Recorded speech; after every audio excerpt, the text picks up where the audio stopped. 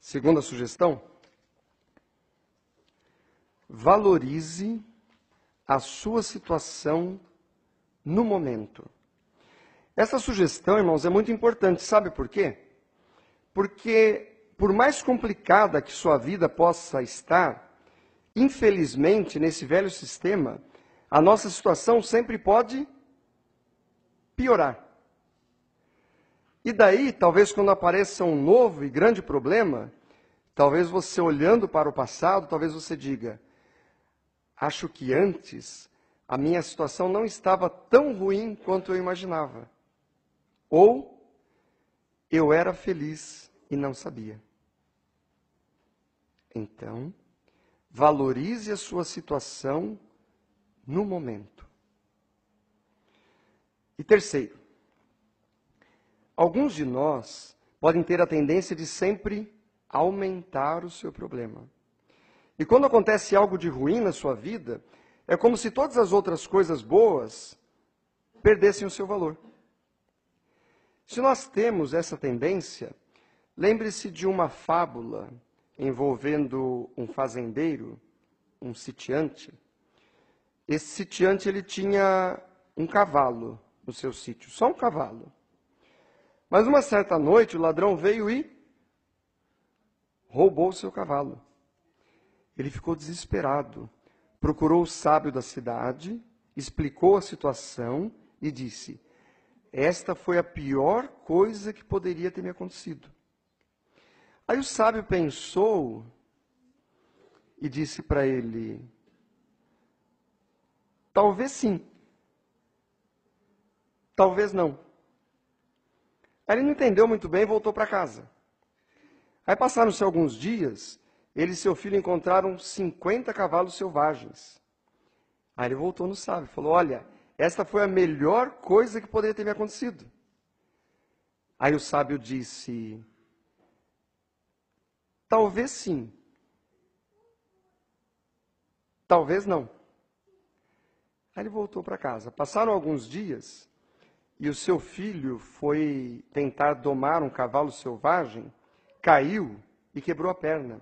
E era o seu filho único, o único que lhe ajudava no serviço no sítio.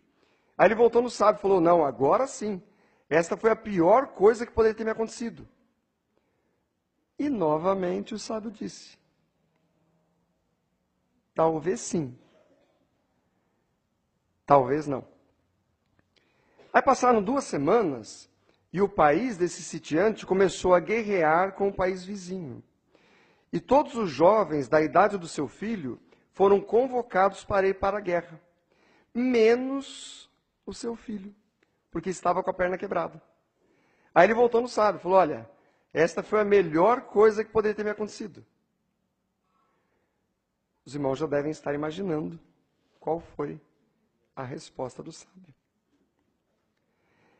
Esta história serve para nos mostrar que, às vezes, algo que parece tão ruim no momento, parece que nosso mundo vai acabar. Muitas vezes, com o tempo, percebemos que aquilo não foi tão ruim assim. Às vezes achamos que até que aquilo foi bom, porque os resultados finais foram positivos.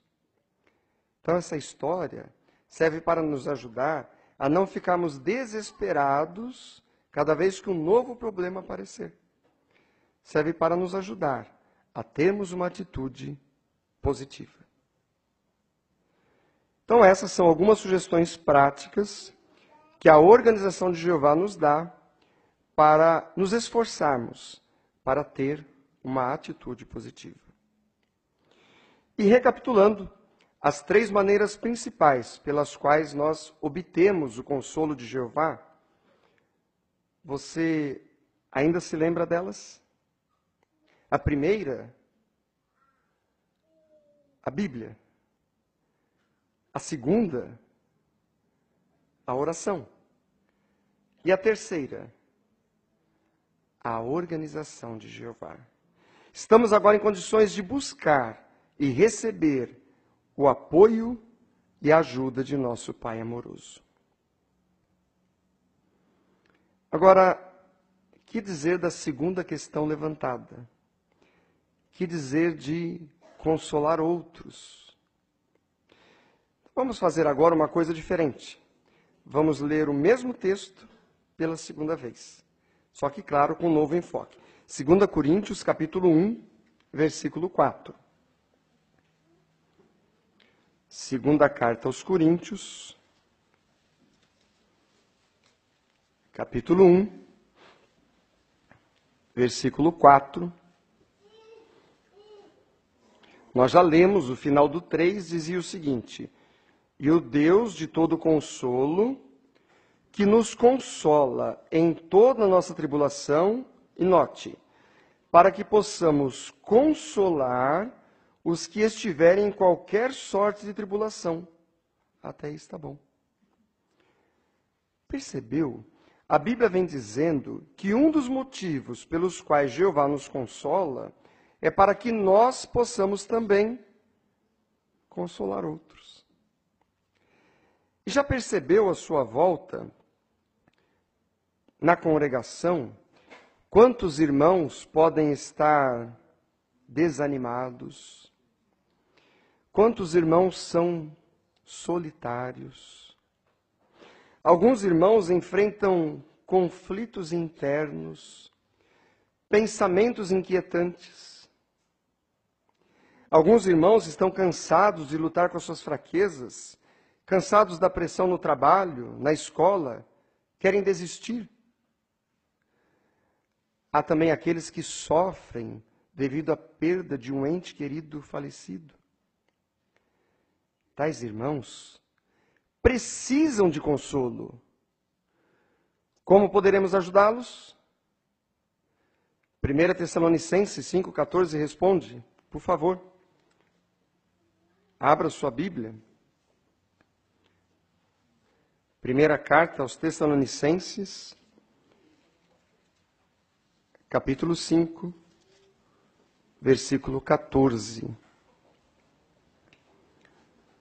Diz assim: por outro lado, exortamo-vos, irmãos, admoestai os desordeiros, note, falai consoladoramente às almas deprimidas. Até aqui. O conselho da Bíblia é falar consoladoramente às almas deprimidas. Nós perguntamos, é fácil fazer isso? Não. Em especial por dois motivos principais.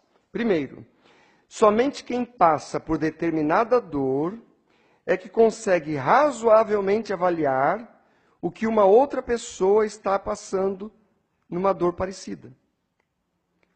Por exemplo, somente quem já quebrou uma perna é que sabe quão doloroso é quebrar uma perna. E mesmo assim, a sensibilidade muda muito de uma pessoa para outra. E segundo, quando nós vemos uma pessoa com problema físico, é mais fácil demonstrarmos compaixão, porque nós estamos vendo o problema. Problemas emocionais não são tão facilmente perceptíveis. Exige um esforço maior de nossa parte para demonstrar empatia e compaixão. Mas na prática, como se faz isto? Primeiro, Tiago 1,19 diz que devemos ser rápidos no ouvir, mas vagarosos no falar. Muitas vezes, a pessoa deprimida sabe que seu problema não tem solução. Mas a única coisa que ela precisa é de alguém compassivo que a ouça. Muitas vezes, precisamos apenas ouvir. Realmente ouvir. E quando precisarmos falar? Em primeiro lugar, a pessoa deprimida precisa saber que nos importamos com ela como pessoa. Certa irmã disse, você precisa ouvir alguém dizer, eu estou aqui, eu compreendo, você vai melhorar. Então, ajude a pessoa deprimida a ter um conceito positivo sobre situações que só terão solução no novo mundo. Ore junto com a pessoa e a favor dela. Ajude pessoas enlutadas a fortalecerem a sua fé na ressurreição. E, acima de tudo, ajude a pessoa a ver que o Senhor Jeová se importa com ela. Se realmente falarmos consoladoramente às almas deprimidas, estaremos ajudando outros a receberem o consolo de Jeová. Estamos então agora chegando no final de nossa palestra. Nós vimos como nós podemos obter consolo e vimos também como podemos consolar outros. Entretanto, infelizmente, mesmo com tudo que foi mencionado, às vezes será impossível derrotar completamente a depressão, assim como não dá para curar os cegos, surdos, aleijados. Já tentei de tudo, disse certa irmã, mas a depressão persiste. Então, apesar de todas as ajudas, apesar do consolo de Jeová, ainda teremos que suportar mais um pouco certa medida de sofrimento. Ah, mas isso é injusto. Adão pecou e eu que tenho que sofrer? É injusto. E Jeová sabe disso. Por isso é que ele promete mais do que compensar tudo o que estamos sofrendo hoje com problemas emocionais. Quer ter uma ideia de como ele fará isso? Certo operário, que tinha uma grande família, mas um salário muito baixo, lutou por muitos anos para construir sua casa própria. Quando ele finalmente terminou a construção de sua casinha, num bairro afastado, começou a construção de um edifício muito alto, bem do lado da sua casa. E a fundação daquele edifício era tão profunda que acabou trincando, acabou rachando a casa daquele operário. Ele até disse assim, isso não é justo. Só que o dono da construtora ficou sabendo daquilo e procurou aquele operário. Chegou para ele e disse assim, meu amigo, não se preocupe, nós vamos resolver isso e agora. Aí tirou do bolso um talão de cheques, preencheu um cheque, deu para ele, e quando ele viu o valor do cheque, ele quase caiu duro. Com aquele dinheiro, dava para ele construir uma mansão no melhor bairro da cidade. Ele até pensou, que bom que aconteceu essa tragédia. Da mesma forma, qualquer sofrimento hoje não será nada comparado com o que Jeová nos dará no novo mundo. Jeová mais que compensará tudo o que estamos sofrendo hoje. Enquanto isto não acontece, devemos confiar de todo o coração na força do Deus de todo consolo. Ricardo, coração de leão, foi um rei de glórias e conquistas. Dizia-se na sua época que a espada na mão de Ricardo, coração de leão, tinha muito poder. Só que certa vez Ricardo perdeu uma batalha decisiva. E aí Saladino, o general inimigo, sabendo da fama daquela espada, fez o seguinte. Pegou a espada de Ricardo, coração de leão, quebrou no meio e disse para ele, e agora, Ricardo, quero ver onde está a força de sua espada. Aí então, Ricardo, coração de leão, pegou aquilo que havia sobrado de sua espada e disse, esta espada pode estar quebrada, mas na minha mão ela ainda tem poder.